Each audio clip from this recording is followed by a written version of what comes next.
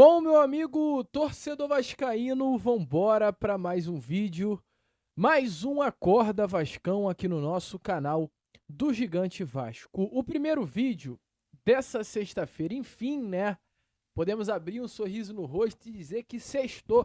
Mas calma, calma, calma, meu amigo vascaíno, porque ao mesmo tempo que hoje é sexta, amanhã é sábado e amanhã é dia do Vasco de Fábio Carille. Ai, meu Deus do céu, né?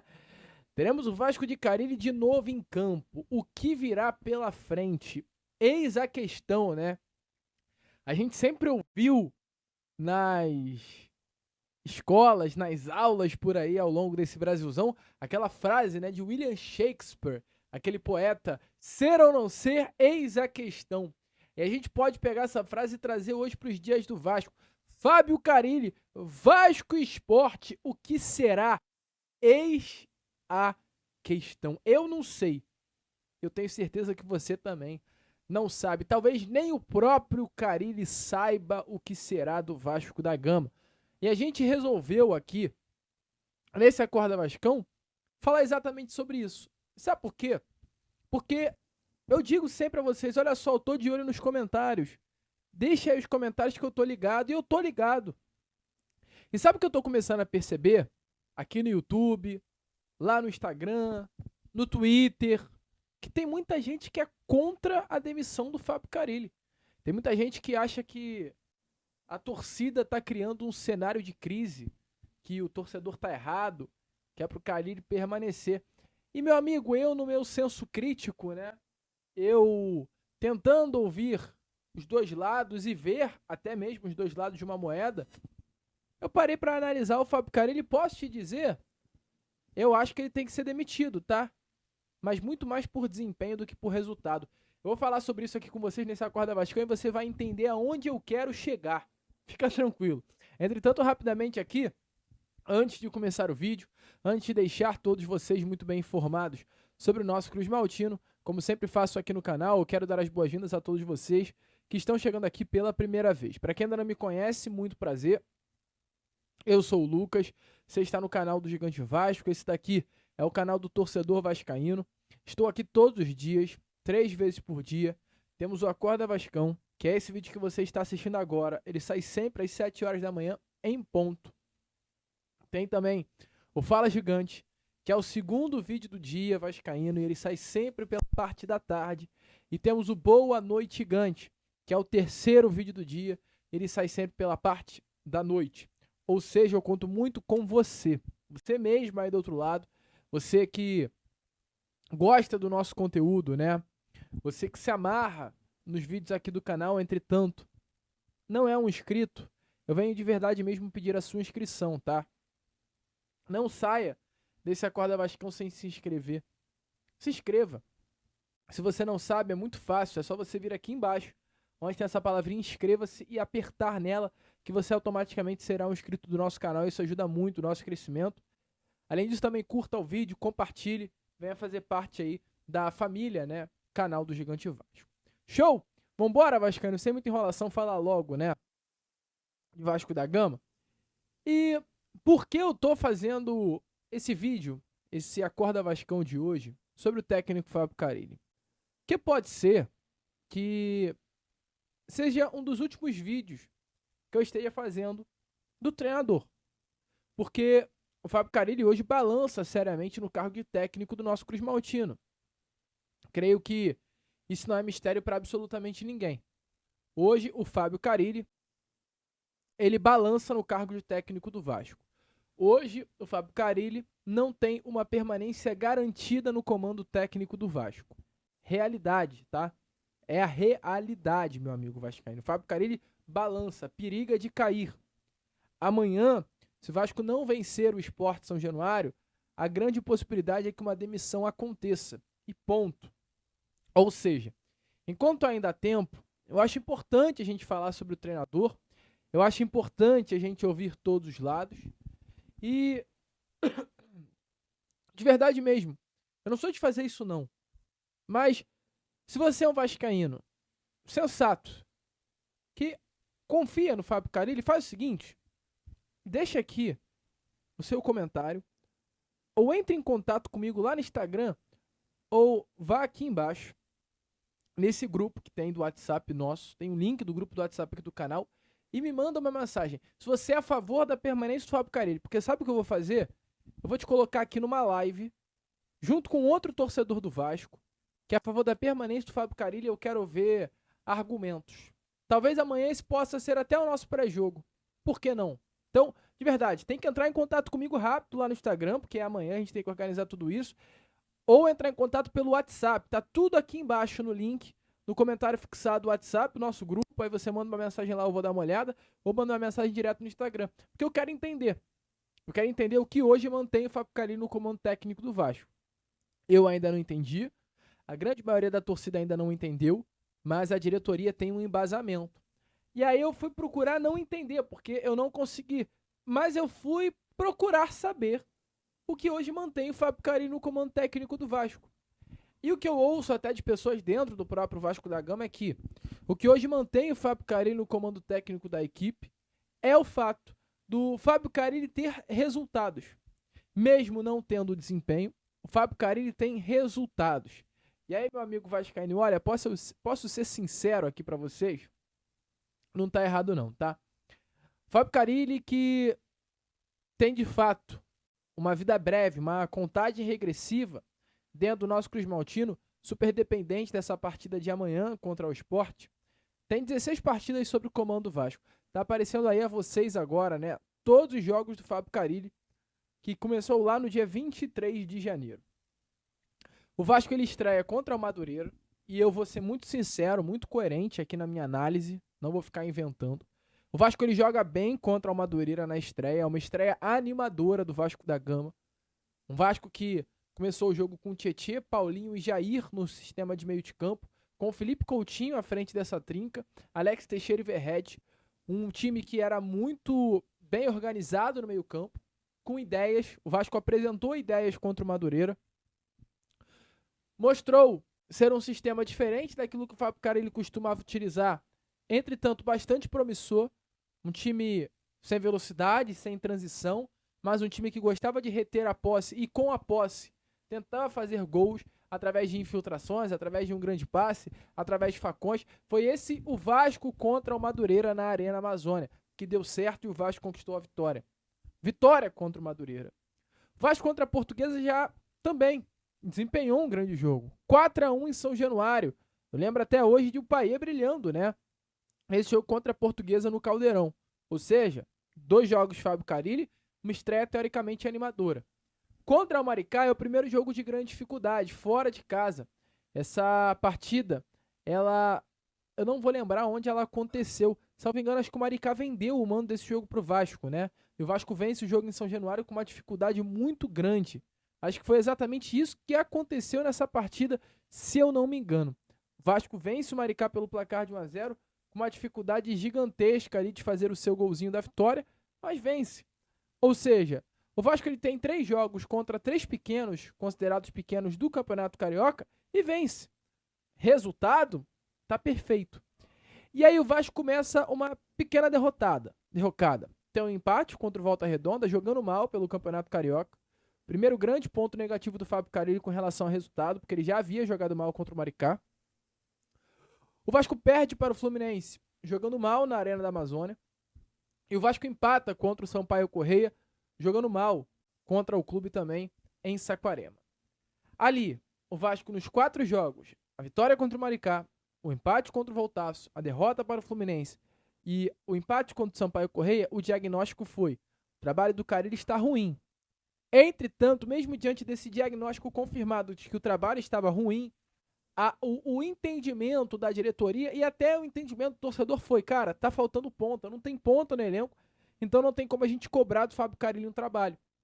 Então, um trabalho que começou interessante, um trabalho que começou legal, um trabalho que nos primeiros jogos se viu até bons desempenhos, sem pontas, com um meio-campo bem forte, com Tietê, Paulinho. Começou a se colocar as desculpas da ausência de pontas devido aos maus desempenhos e se foi tirada essa responsabilidade de cima do Fábio Carille. Ok, compreensível. O Vasco, ele enfrenta a União Rondonópolis, ainda sem ponta e vence pelo placar de 3-0 pela Copa do Brasil, jogando futebol modesto, nem ruim nem bom. O Vasco vence o Botafogo em São Januário, jogando um futebol ruim, mas vence, porque o Botafogo ali estava horrível também. E aí começa talvez o pior momento do Fábio Carille no Vasco da Gama. Perde para o Flamengo com uma postura inaceitável no Nilton Santos. Vence o Nova Iguaçu jogando bola, já com o Nuno Moreira, um 3-0 no próprio Nilton Santos, com o Nuno Moreira entrando bem, o Garré entrando bem, o Lodi Augusto no segundo tempo mostrando ali um bom jogo, animando, e aí vem pro Flamengo e toma de 2-1 jogando mal, se acovardando. E ali, talvez, contra o Flamengo, eu acho que pelo Campeonato Carioca, no segundo jogo das semifinais, ali quebrou completamente o Fábio Carille. Porque, mesmo com resultados ruins contra a Fluminense, a derrota no Clássico, Sampaio Corrêa, Volta Redonda, a gente ainda não tinha visto no Vasco da Gama o perfil Fábio Carille. E o que eu quero dizer com isso? A gente ainda não tinha visto no Vasco um treinador medroso como é. E ele é medroso. Eu não estou dizendo que o Carille em si, pessoa, é medrosa, mas a forma de jogo do Carille é uma forma medrosa. E esse Vasco, a gente viu contra o Flamengo no Maracanã, quando o Vasco faz 1-0 e joga a bunda lá para trás e toma virada. Esse Vasco medroso, a gente viu contra o Santos em São Januário, quando o Vasco ele consegue a virada, faz o 2-1 e joga tudo lá para trás de novo. Esse Vasco medroso a gente viu contra o Melgar, 3-1. Empata o jogo 3-3 e acaba saindo com o resultado adverso do Peru. Esse Vasco medroso a gente viu contra o Corinthians, com uma postura completamente defensiva, um time que veio até sem ideias de jogo. E esse Vasco medroso, e aí mais sem ideias do que medroso em si, a gente viu contra o Puerto Cabejo. Mas se a gente analisar de uma forma geral, se eu pego uma pessoa da rua e falo, vem cá, amigão, chega aqui, senta aqui do meu lado e deixa eu te mostrar os resultados desse técnico e você me fala o que você acha. A gente vê um treinador que tem 16 jogos com a camisa sobre o comando técnico do Vasco. Em 16 partidas, tem 8 vitórias, 5 empates, 5 derrotas e 3 empates. Sendo que as derrotas do Fábio Carille são derrotas completamente justificáveis, que é normal acontecer. Uma derrota para o Fluminense, clássico é clássico. 3 derrotas para o Flamengo, que aí, meu amigo, é o anormal assim, mas é o anormal pra gente que sabe a grandeza do clube, entretanto é normal pela história recente. E uma derrota para o Corinthians, dentro da Neoquímica Arena. E com relação ao empate, um empate contra o Volta Redonda, que é uma grande equipe, hoje disputa a Série B do Brasileiro. Uma grande equipe não, mas uma equipe chata de se enfrentar. Um empate contra o Melgar na altitude do Peru e um empate contra o Sampaio Corrêa. Ou seja, os resultados do Carille não são ruins.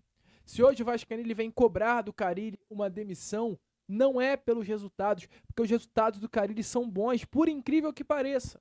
Só que sabe qual é o grande problema? Em determinado momento no futebol brasileiro eu sinto que as coisas mudaram muito. E o que eu quero dizer sobre isso? O torcedor ele ficou inteligente, cara. Por incrível que pareça, o torcedor ele ficou inteligente. O que eu quero dizer com a frase, né, que o torcedor ficou inteligente? Eu quero dizer que o torcedor ele começou a estudar o futebol. Ele começou a entender o futebol. Ele começou a ver que o futebol não é apenas resultado, é organização, é desempenho, é tática. O torcedor está conseguindo ler o jogo. E hoje o torcedor que menos lê o jogo, ele consegue entender que o time do Vasco não pratica futebol. Se talvez o Vasco de Fábio Carille acontecesse há 12 anos atrás, o Vascaíno estaria contente, porque os resultados são legais, não são ruins. Mas a forma como o Vasco desempenha é preocupante, sim. E é por isso que o alerta está ligado para o técnico Fábio Carille. Não apenas pelo desempenho, mas pelo tempo que teve para esse Vasco desempenhar. E diante disso, como houve tempo de trabalho e como não há o desempenho que deveria acontecer, a situação é de uma grande calamidade, inclusive. E a gente traz essas palavras do Jorge Igor, que para mim é uma referência, um grande nome da TNT Sport, e do Edu Dracena, ex-diretor do Santos, que já trabalhou com o Fábio Carille, ex-diretor também do Cruzeiro e que hoje trabalha na Bandeirantes. Se liga só nas palavras desses dois profissionais falando um pouquinho sobre o treinador. A cena do Carille ontem, que saiu correndo após o apito final enquanto a torcida o xingava em São Januário, se repetiu, né? Porque no ano passado ele fez isso mais de uma vez na Vila Belmiro, tá? Mais de uma vez. É praxe do Carille. Amigão, você é o líder, você é o comandante. Teu time tá sendo vaiado, teu time tá sendo pressionado, a vaia tá em você, encara. Ué, Você é o comandante, amigo. Você tem que encarar de peito aberto. Não deve ser nada agradável, realmente não deve ser nada agradável. Mas é a vida do treinador, é a vida do líder. O líder chama a responsa pra si. Não sai correndo pro vestiário. Eu acho também essa postura péssima do treinador do Vasco. Péssima. Até denotando uma certa covardia pro momento. Péssima. Mas é o combo Carille. Eu acho que o nível de pressão tá gigante. Eu acho que o Carille hoje, ele é um técnico demitido no cargo, que ainda está no cargo e que a gente só precisa ver em que data ele vai cair. Porque é um trabalho que não avança e que não dá margem para avanço. Você olha e fala, beleza, tá difícil, mas pô, tem um caminho sendo construído aqui, tem margem para crescer, tem margem para melhora. Não é isso que parece com o Fábio Carille no comando. O time continua sem controlar os seus adversários, o time continua pouco agressivo muitas vezes, dependendo de cruzamento, dependendo de lampejo individual.